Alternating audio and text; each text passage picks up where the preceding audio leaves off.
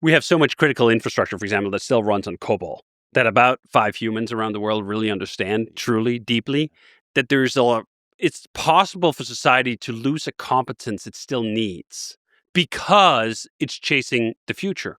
COBOL is still with us. This is one of the things I think about with programming. Ruby on Rails is at such a level now that in 50 years from now, it's exceedingly likely that there's still a ton of Ruby on Rails systems running around. Now, very hard to predict what that exact world is going to be like, but yesterday's weather tells us that if there's still COBOL code from the 70s operating Social Security today, and we haven't figured out a clean way to convert that, let alone understand it, we should certainly be humble about predicting the future. I don't think any of the programmers who wrote that COBOL code back in the 70s had any damn idea that in 2025, checks were still being cut off the business logic that they had encoded back then. But that just brings me to the conclusion on the question for what should a young programmer do? You're not going to be able to predict the future. No one's going to be able to predict the future. If you like programming, you should learn programming.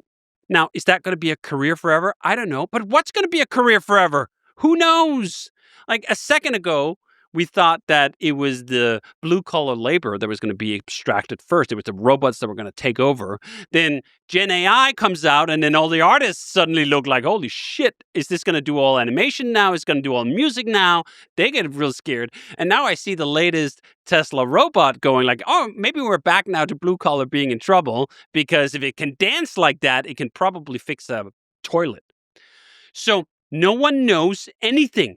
And you have to then position yourself for the future in such a way that it doesn't matter.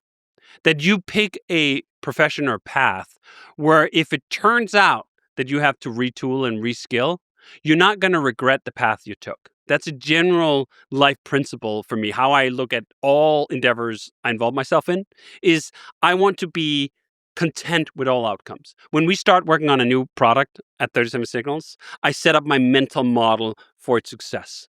And I go, do you know what? If no one wants this, I will have had another opportunity to write beautiful Ruby code, to explore a greenfield domain, to learn something new, to build a system I want, even if no one else wants it. What a blessing. What a privilege. If a bunch of people want it, that's great. We can pay some salaries. We can keep the business running. And if it's a blow-away success, wonderful. I get to impact a bunch of people.